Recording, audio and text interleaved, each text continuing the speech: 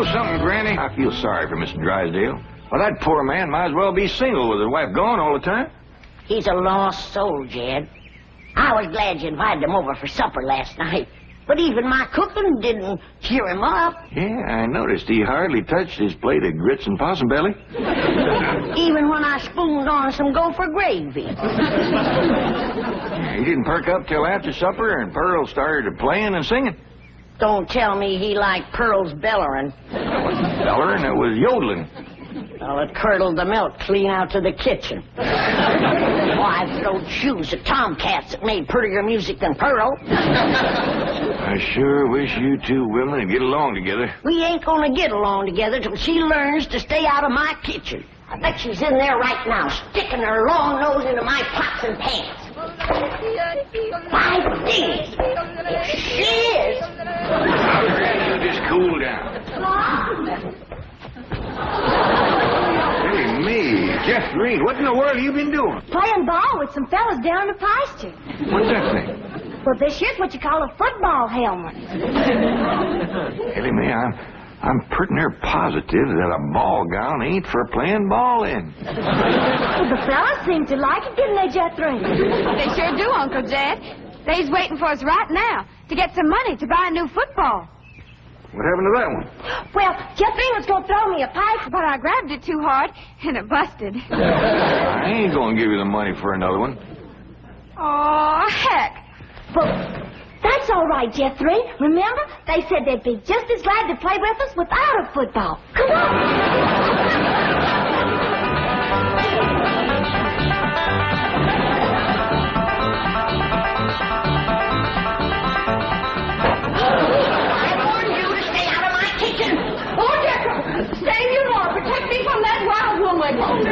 So I can tackle her. Granny, a thing like that could smart.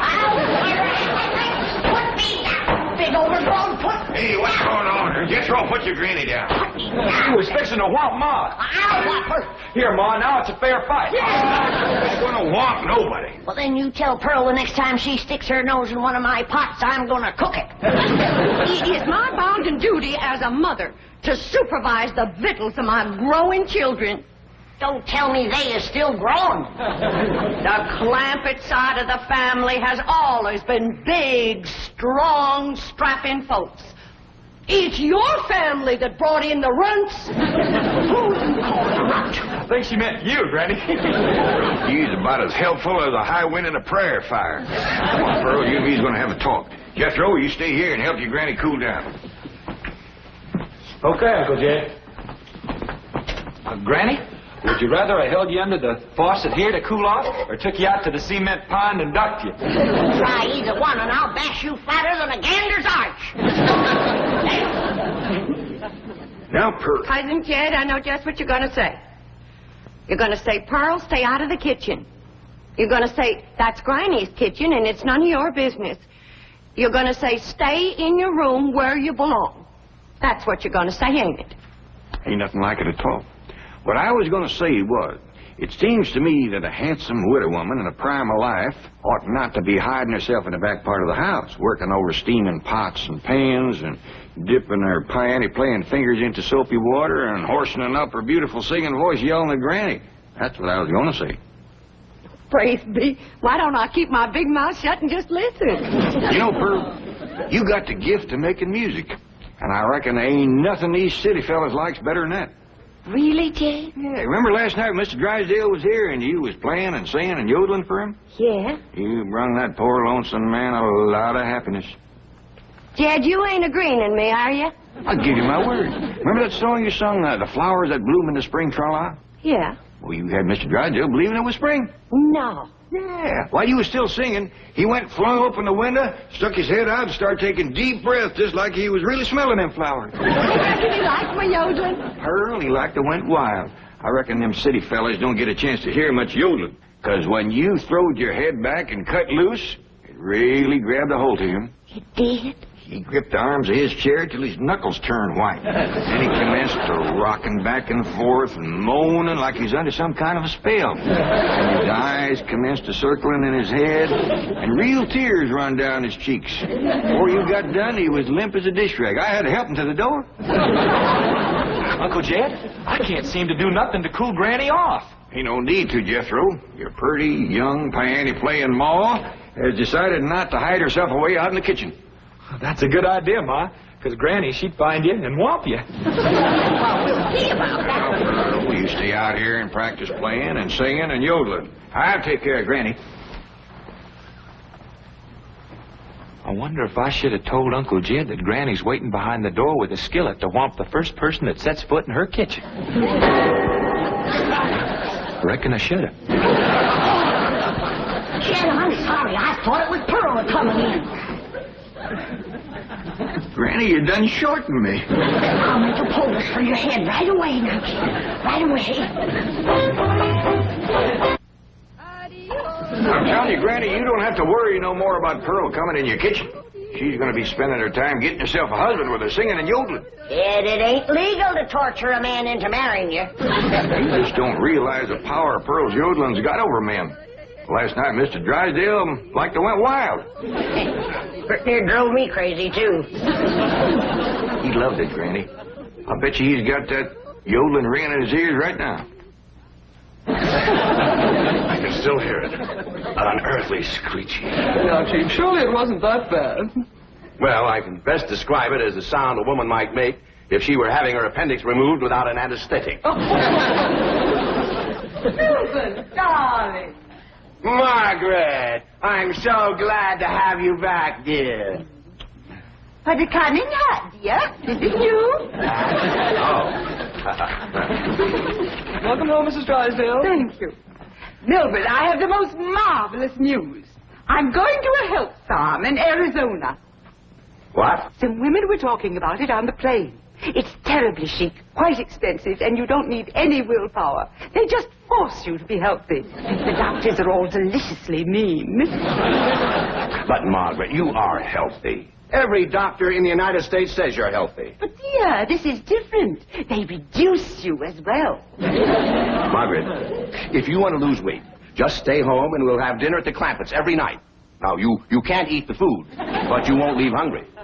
Because Cousin Pearl will yodel your appetite away. But, Milburn, it's so fashionable to go to a health farm. Oh, Margaret, please stay home and run the place for a while. You have plenty of servants. Yes, but we have no one to manage the place.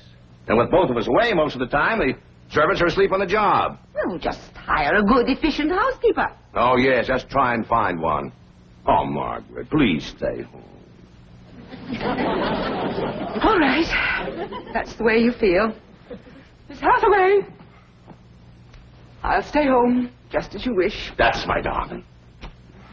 Yes, Mrs. Drysdale? Telephone the pharmacy and have all my prescriptions refilled. And call my psychiatrist, my neurologist, my internist, and my osteopath and have them come over. Oh, and I'll need nurses around the clock. I just know the servant problem's going to bring on a nervous breakdown. All right. Go to the health farm. No. My place is at home. Please go to the health farm. All right. If you're sure that's what you want. Oh, I want it. Milburn, I promise to come back a new woman. Goodbye. Just think, Milburn, you'll have a young, glamorous wife. Slim, trim, beautiful. All right. Start looking for a new housekeeper. Won't do any good, Chief. We've been through this. Mr. Drysdale's office. Who's calling, please? Tell him it's a surprise. Surprise? That's what she says. Melvin Drysdale speaking. What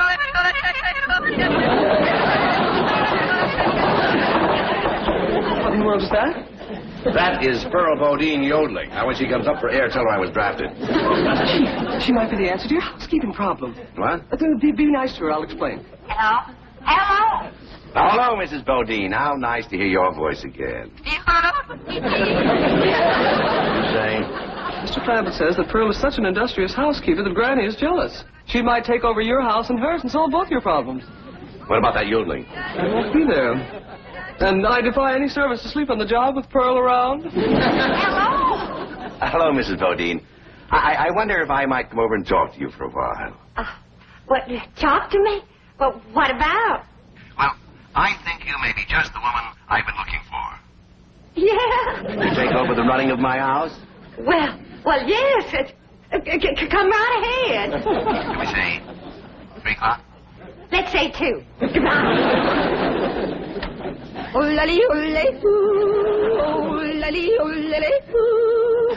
Will you stop that infernal caterwauling of yours? It might be infernal caterwauling to you, but it's pure catnip to me.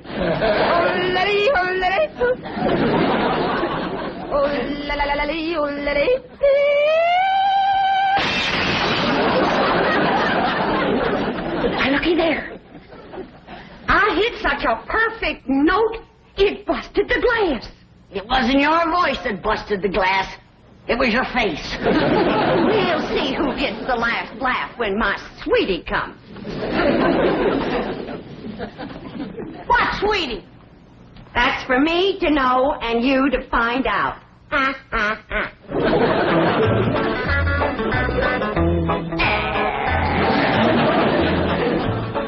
Sure is nice of you to share your soap with Miss Drysdale. Well, with my lye soap, she'll be happy to stay home and do her housework. Most powerful batch of soap that you ever made. Just a breeze blowing it back on me on the way over here has got me crying. I make a big soap to do a big job.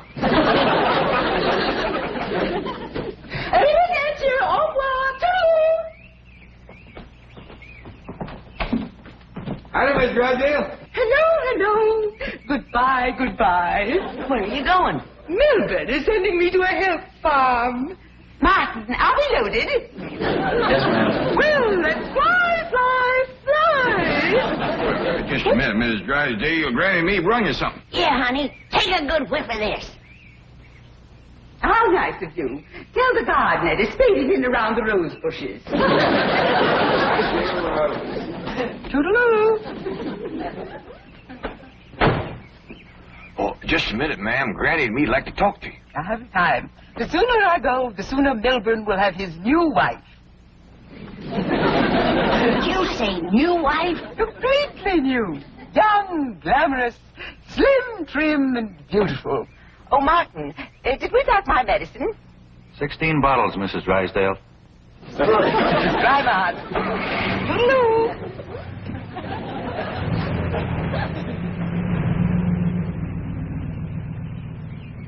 How could a woman be so cheerful about her husband getting a younger wife? You heard her. She's loaded. Yeah, both of them. Sued to the gills. Who do you reckon is the woman that busted them up? Hard to tell, Granny. There's so many young, beautiful women out here. Yeah, probably one of them glamorous movie stars.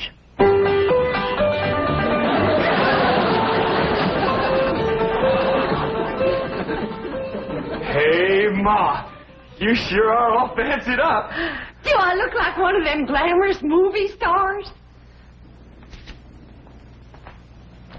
Yeah, by golly, you do. Which one? Milton Sills. Go on and get out of here. Now, listen. You find your sister Jethrine and your cousin Ellie Mae and tell them to start practicing to be bridesmaids for my wedding. Are you getting married, Ma? Well, it ain't official yet, but I sure got him anxious. Keep going.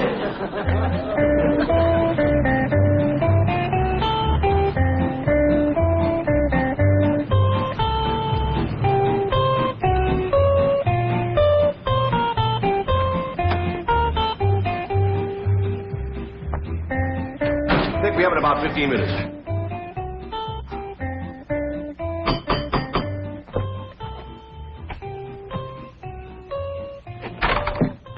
Oh, Mrs. Bodine. Why, Mr. Drysdale, you are anxious.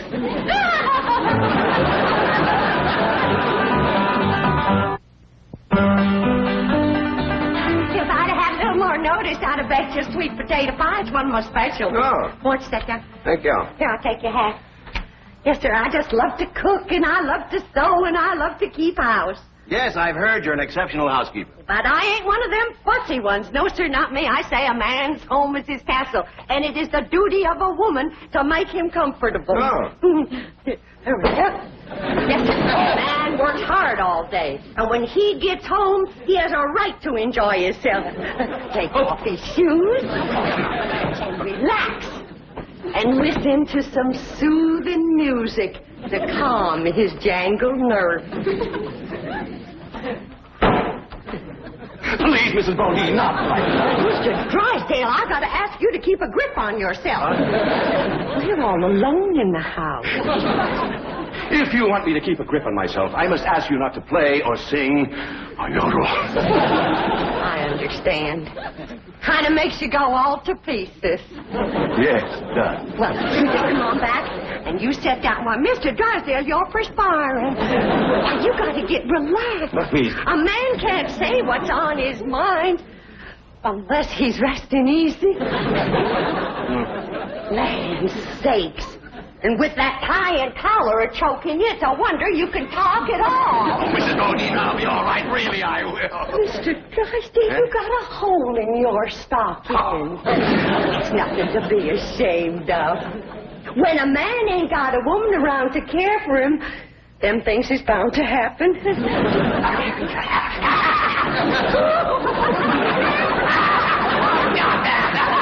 I declare, Mr. Drysdale, you're ticklish. Now, look, I'm gonna let you sit easy, and I'm gonna darn that up before you know it. Oh, Mrs. Bodine, no, really, I can manage. No, I ain't taking orders yet. No, please, give me back my sock. Now, give me my I sock. know how to handle you.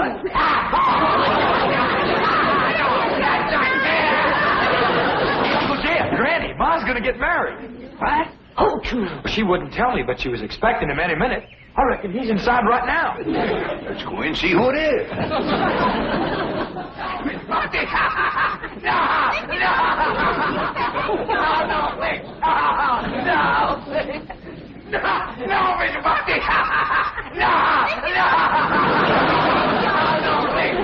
Mr. Drysdale. I reckon Pearl is a young, beautiful woman that busted up his marriage. And her singing and yodeling that drove him to it. Mr. Drysdale. Mr. Clampett, it was just, your cousin and I were... Oh, no, we weren't. Jethro, leave the room. Leave the house. Did you have to come back right now? We was just going great. Pearl, what's the matter with you? Man crazy, always was. Mr. Drysdale, get yourself decent. I'll be back to talk to you.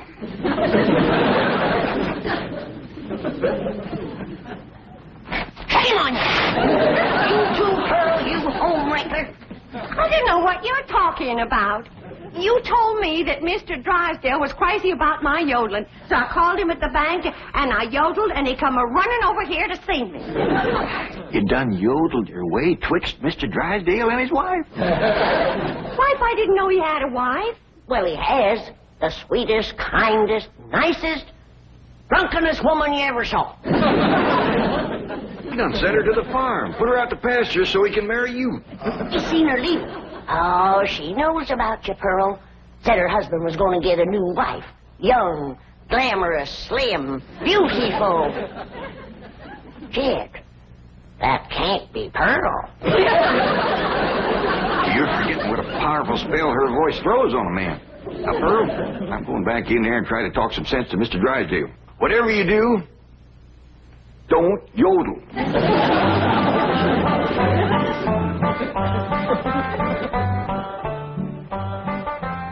Oh, Mr. Clampett, I'm terribly embarrassed about the picture we must have presented when you came in, but I assure you I wasn't at fault. Yes, your cousin Pearl is one of the most... Yeah, my cousin Pearl admitted that she called you on the telephone and stirred you up. But she didn't know you were going to send your wife away to make room for her. Oh, but I didn't. In the first place, my wife is never home. Second place, if she does come home, there's still plenty of room for both of them. Mr. Drysdale, I hear tell that you folks out here behaves mighty different than we's used to. I know you're carrying a heavy load on account of your wife. But I just can't let my cousin Pearl get mixed up in any kind of goings-on like that. Well, then, if I can't have Pearl, can I have Granny?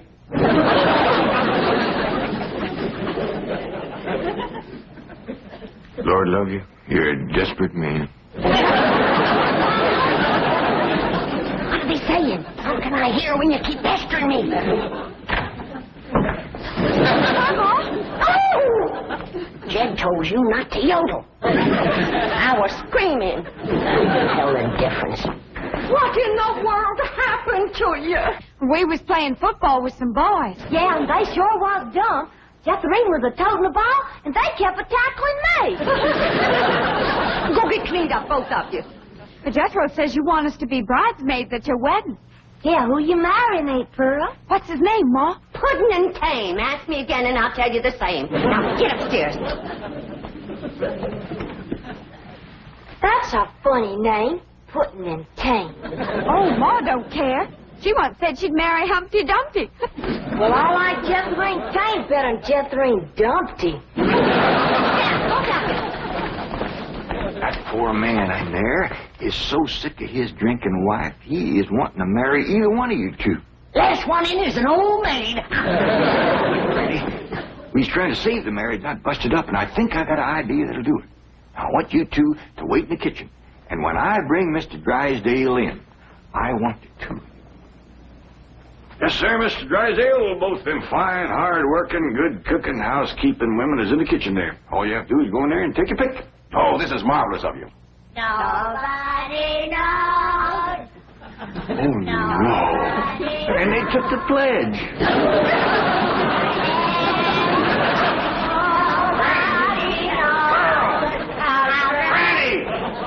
Well, who's there? It's old Jed himself. And there's Snoopy, baby. You fellas want to dance? Come on, let's have a little dance. Come on now. You can't dance with her. Why not? It's all downhill.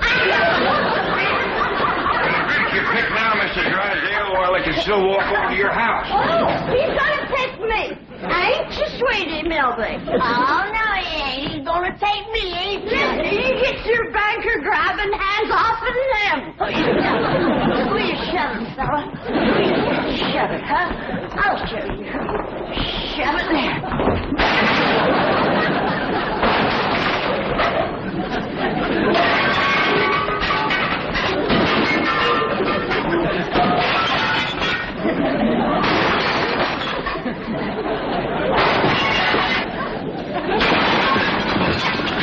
How about taking both of them, Mr. Drysdale? No, thanks. You done it, girl. Bless you both. Pearl, you were just great. So was you, Granny, darling. Together, you saved that man's home and you saved his marriage. Now, don't it give you a good feeling? Yeah. Well, I'm kind of winded. I think I'll go upstairs and rest. Call me when lunch is ready, Granny. Oh, now, just a minute, Pearl, honey. We got a lot of mess to clean up here. But, Granny, darling, you give me strict orders to stay out of your kitchen. Remember? Why, you low down. No. Here we go again.